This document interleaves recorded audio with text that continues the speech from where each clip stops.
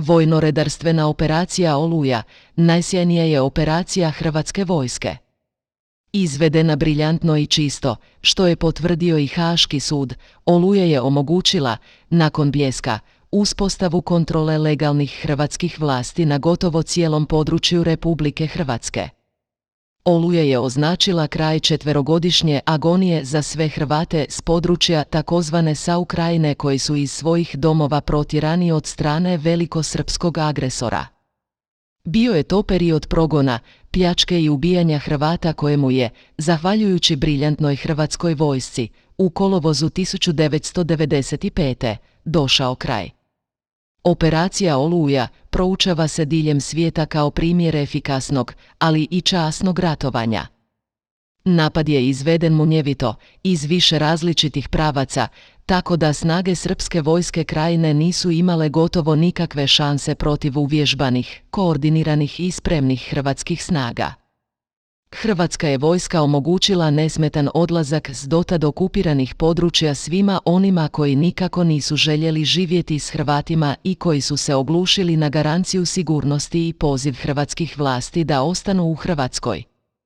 Srbijanske vlasti svake godine oko obljetnice ove veličanstvene akcije ponavljaju svoje priče o pogromu, o etničkom čišćenju i genocidu, o progonu desetaka, čak i 100.000 Srba s područja takozvane SAU Krajine.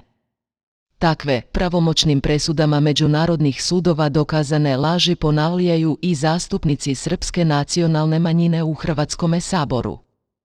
Na taj način krše deklaraciju o Domovinskom ratu koju je u Hrvatskom saboru izglasana još 2000. godine. Takve se laži ponavljaju, očito, računajući na zaborav i kratku pamet javnosti jer su najviši srpski dužnosnici iz ratnog vremena, kao i srpski mediji, u to vrijeme pričali potpuno drugačiju priču. Srećom, postoje arhivski materijali srpskih medija i snimke njihovih dužnosnika iz 95. koje demantiraju današnje tvrdnje o etničkom čišćenju. Kompilaciju arhivskih materijala srpske strane donosimo u nastavku, a počinjemo s reportažama srpskih televizija iz 4., 5. i 6. kolovoza 95. godine iz Knina.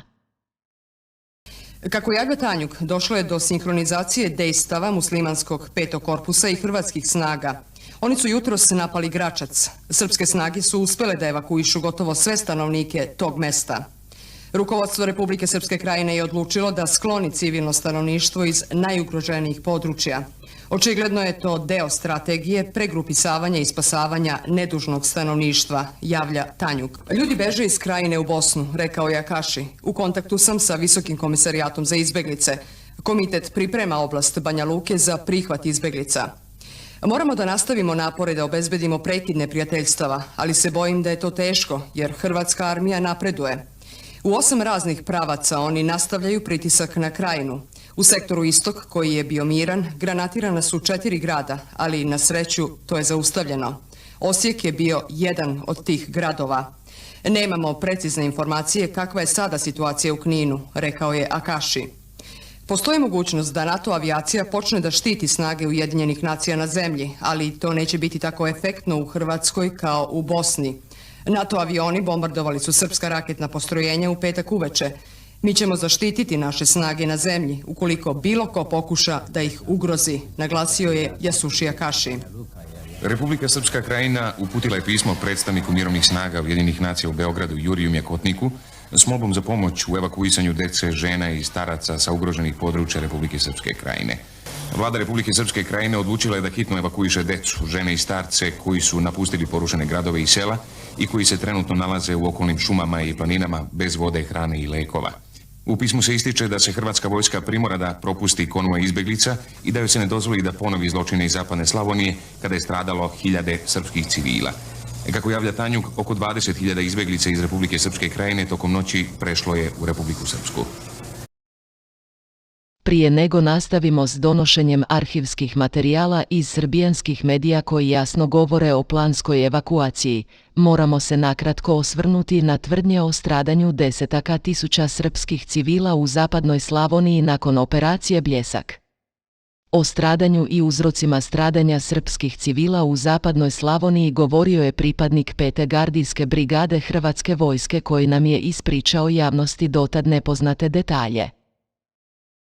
Prizor koji smo zatekli bio je i za ratne prilike težak, a za Srbe i njihovu vojsku i sramotan. Naime, naišli smo na tenkovima pogaženu kolonu civila. U koloni su sve bila civilna vozila i traktori te poneki manji kamion i u nekima od njih bilo je i mrtvih osoba. Nisam imao vremena brojati i gledati u svako vozilo, ali vidio sam nekoliko starijih te jednu ženu i dijete, što mi je ostalo u sjećanju. Nema sumnje da su Srbi svojim tenkovima gazili vlastitu kolonu civila jer su tragovi gusjenica nešto što se razaznaje vrlo lako, a naši su tenkovi u vrijeme našega ulaska u Novi Varoš još bili u Okučanima. Vratimo se srpskim televizijskim izvještajima iz kolovoza 1995. godine. Predstavništvo Republike Srpske Krajine u Beogradu saopštilo je da srpska vojska do sada nije imala ozbiljnije gubitke u živoj sili. Neka naselja su napuštena zato što nije bilo uslova da stanovništvo ostane u njima, jer hrvatska vojska ima neograničene količine raketa i granata i njima zasipa krajiška sela i gradove. Prva 2 dana rata, napominje se u saopštenju, srpska vojska je posvetila izvlačenju stanovništva koje nije smelo da čeka hrvatsku vojsku, imajući u vidu gorka iskustva iz prošlosti. Većina stanovništva iz gradova je evakuisana, a danas se pomaže seoskom stanovništvu da pređe na teritoriju Republike Srpske. U saopštenju se apeluje na srpski narod u drugim srpskim zemljama da učini maksimum u pomoći izbeglom stanovništvu. Sasvim je jasno, temeljem priloga iz informativnih emisija srbijanskih televizija iz tog vremena kako je evakuacija bila planska. Jasno se govori da vojska izvlači civile prije dolaska hrvatske vojske u okupirana mjesta. Stoga, ukoliko govore o etničkom čišćenju, moraju biti svjesni da su ga, ukoliko ga je uopće bilo, Srbi učinili sami. O planu organiziranog iseljavanja Srba iz do oluje okupiranih područja govorio je i Savo Štrbac, bivši ministar informiranja ukrajinskoj vladi, suradnik osuđenih ratnih zločinaca Milana Babića i Milana Martića. Gospodine Štrbac. Nikada Hrvati nisu niti namjeravali živjeti sa Srbima u bivšoj Hrvatskoj. To se sada najbolje vidjelo na ovim zadnjim primjerima njihove agresije i na zapadnu Slavoniju i sad na Dalmaciju, Liku, Baniju i Kordu. Mi smo to, svi koji smo bili u situaciji da razgovaramo sa međunarodnim faktorima stalno i upozoravali i spominjali da Hrvati ne žele s nama, a mi da s njima ne smijemo, da nam se ne ponove do sada učinjeni genocidi. A ima dovoljno razloga da kažemo i da ne želimo. I, dakle, ne samo, ja sam zato i upotrebio pojam ne smijemo jer je on jači od onoga ne želimo i ne smijemo, jasno. Zato je potrebno prvenstveno bilo sačuvati našu biološku masu, ljude. Moglo izginuti civilno stanovništvo, žene, znači nama treba biološka masa za nešto što će, nadam se, uslijediti. Na dan najnovije agresije na Krajinu, moje udruženje Veritas napisalo je pismo Butrosu Galiju u kojegu ga upozorava otprilike na ovakve slučajeve, na jedan neviđen masakr koji će se desiti nad srpskim stanovništvom, zbog čega se na kraju i odlučilo da se ide u egzodus, da se narod sačuva. Savo Štrbac, koji spominje bivšu Hrvatsku, jasno govori da Srbi ne žele živjeti zajedno s Hrvatima i jasno je istaknuo kako se u vladi takozvane Krajine, čiji je bio član, odlučilo na egzodus kako bi se sačuvao biološki potencijal za nešto što se nada da će uslijediti. Dokaz da je egzodus s okupiranog područja planiran je svakako i snimka vježbe evakuacije iz srpnja 1995. godine.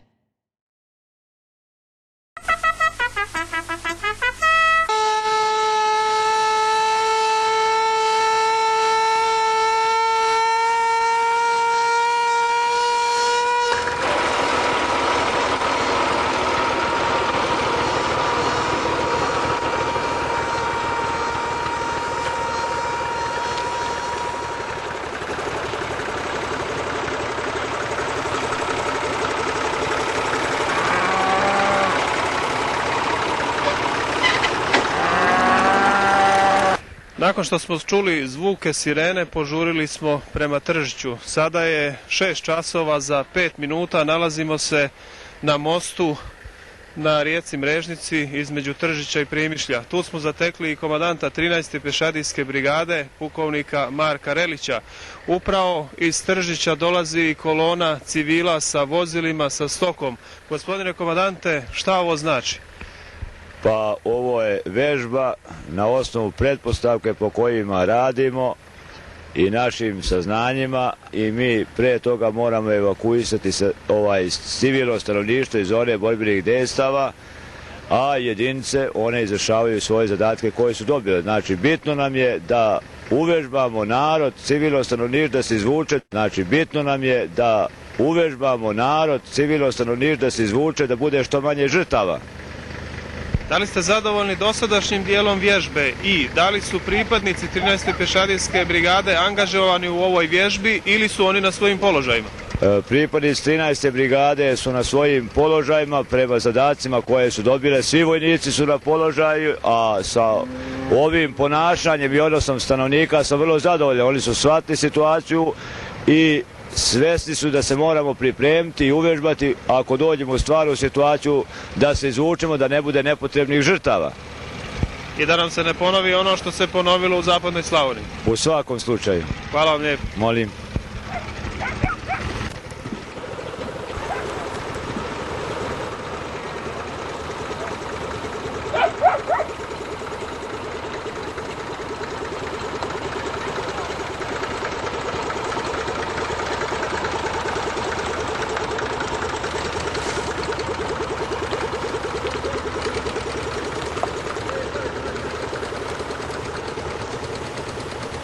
Kad naleti on će da kolje, da ubija, da pali, da ovo deči kolje. Zato to morate znati svi i svaki građanin mora biti pripremljen i spreman za evakuaciju.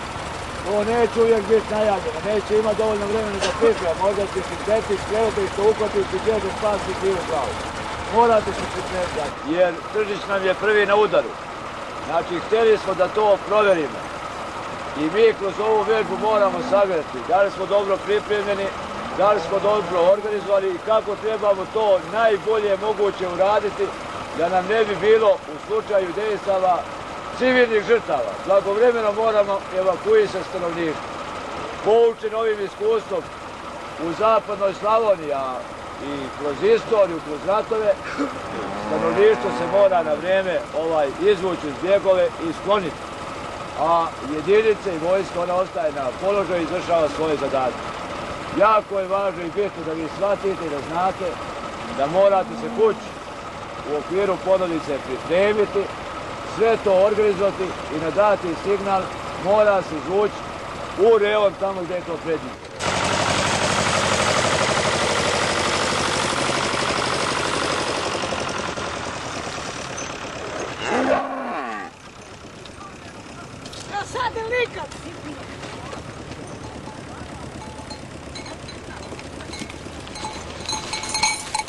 Zapovjed za unaprijed isplaniranu i uvježbanu evakuaciju stigla je 4. kolovoza, a potpisao ju je predsjednik takozvane Republike Srpske Krajine, Milan Martić. Zbog novonastale situacije izazvane otvorenom opštom agresijom Republike Hrvatske na Republiku Srpsku Krajinu i nakon prvih početnih uspeha u odbrani došlo je do ugrožavanja velikog dela teritorije Sjeverne Dalmacije i dela Like. Zbog toga odlučujemo: prvo, da se pristupi planskoj evakuaciji sveg za borbu nesposobnog stanovništva iz opština Knin, Benkovac, Obrovac, Drniš i Gračac. Drugo, evakuaciju sprovoditi planski prema pripremljenim planovima pravcima koji izvode prema Kninu i dalje preko Otrića prema Srbu i Lapcu. Treće, za evakuaciju zatražiti pomoć od komande UNPROFOR sektor Jug sa sjedištem u Kninu. Postoje dakle prilozi iz srbijanskih informativnih emisija, postoje svjedočanstva visokih dužnosnika takozvane SAU Krajine, kao ranije prikazana izjava Save Štrpca ili svjedočenje visokog srbijanskog vojnog obavještajca Slobodana Lazarevića u Hagu, gdje opisuje kako su pripadnici vojske Krajine prije dolaska hrvatske vojske vojne uniforme zamijenili policijskima, ili kako se iz Beograda širio strah od navodnih ustaša među stanovništvom kako bi ih se potaknulo na odlazak. U konačnici postoji i snimka vježbe evakuacije nastala mjesec dana prije Oluje, kao i dokumentirana zapovijed o evakuaciji koja se treba provoditi prema planu, stoga je sasvim jasno kako Hrvati nisu počinili nikakvo etničko čišćenje, genocid ili slično. Hrvatski su generali, uostalom, pravomoćno oslobođeni i Oluja je od strane međunarodnih sudova označena kao čista vojna operacija. Slijedom navedenog, bliski suradnik Vojislava Šešelja i ratni huškač Aleksandar Vučić. Nikada ovdje više ustaška vlast neće moći da dođe. Nikada Srpska Krajina, nikada Glina neće biti Hrvatska. Nikada Banija neće nazad u Hrvatsku. Kada govori o pogromu, protjerivanju, zločinima iz mržnje i genocidu, umjesto da širi laži koje demantiraju njegovi sunarodnjaci i velikosrpski suborci, mogao bi citirati Milana Babića, bivšeg predsjednika takozvane Republike Srpske Krajine. Hvala, časni sudija. Izlazim pred ovaj tribunal sa dubokim osjećanjem sramote i kajanja. Dozvolio sam sebi da učestvujem u progonu najgore vrste protiv ljudi samo zato što su bili Hrvati, a ne Srbi. Nevini ljudi su bili proganjani, nevini ljudi su nasilno istjerani iz svojih kuća i nevini ljudi su ubijani. Čak i nakon što sam saznao šta se dogodilo, ćutao sam o tome. Još gore, nastavio sam sa službom i kroz moje vlastite aktivnosti postajao lično odgovoran za nehumane postupke koji su pogodili nevine ljude. Žaljenje koje osjećam zbog toga je bol sa kojim moram živjeti ostatak života. Ovi zločini i moje učešće u njima nikada ne mogu biti opravdani. Ostajem bez reči kada treba da izrazim duboku dubinu mog kajanja za ono što sam učinio i za uticaj moga greha na druge. Mogu samo da se nadam da iznoseći istinu, priznavanjem krivice i izražavanjem mog kajanja mogu poslužiti kao primjer onima koji još pogrešno veruju da takva nečovječna postupanja mogu ikada biti opravdana. Samo istina može dati mogućnost srpskom narodu da se rastereti kolektivne sramote. Samo priznanjem krivice ja mogu preuzeti odgovornost za sve pogrešno što sam uradio. Ja se nadam da svojim kajanjem mogu bar malo olakšati patnju onima koji su patili. Shvatio sam da nam neprijateljstva i podeljenost nikada ne mogu poslužiti da bolje živimo. Shvatio sam da naša pripadnost istoj ljudskoj vrsti je značajnija od bilo koje razlike između nas. Shvatio sam da samo kroz naše međusobno razumijevanje i pomirenje možemo imati šansu da živimo kao ljudi u miru i tako obezbijedimo bolju budućnost za našu djecu i generacije koje dolaze. Molio sam Boga da mi pomogne da se pokajem i zahvaljujem Bogu na mogućnosti koju mi je pružio da izrazim svoje kajanje. Molim moju braću Hrvate da oproste svoje braće Srbima. Preklinjem moj srpski narod da ostavi prošlost iza sebe i okrene se budućnosti, gde će dobro, saosjećanje i pravda na neki način olakšati rezultate zla u kome sam i sam učestvovao. I na kraju, bezrezervno stavljam sebe na raspolaganje ovom tribunalu i međunarodnom pravu. Hvala. Ovi arhivski materijali jasno pokazuju da nikakvog etničkog čišćenja ili genocida nije bilo. Istina je na našoj strani, činjenice su na našoj strani, iako se čini da je pravda trenutno na nekoj drugoj strani, istina na kraju uvijek izađe na vidjelo i sve se jednom posloži kako treba. Oluja u cijelini je časna, uspješna vojna operacija koja mora biti na ponos svakom Hrvatu. Olujom smo stigli do slobode koju smo platili krvlju. Zavijorimo zato ponosno hrvatske barjake, proslavimo ovu veličanstvenu akciju i dajmo sve od sebe da naša Hrvatska koju su generacije sanjale bude svakim danom sve bolja. Ne dozvolimo političarima da nas dijele, ne dozvolimo kriminalu i malverzacijama da tjera našu mladost iz Hrvatske, jer, ako smo bili jači od pušaka, topova i tenkova, jači smo od svega, svoj na svome u našoj voljenoj Hrvatskoj. Sretan vam dan pobjede, domovinske zahvalnosti i dan hrvatskih branitelja, a svim poginulima za Hrvatsku neka je vječna slava i hvala.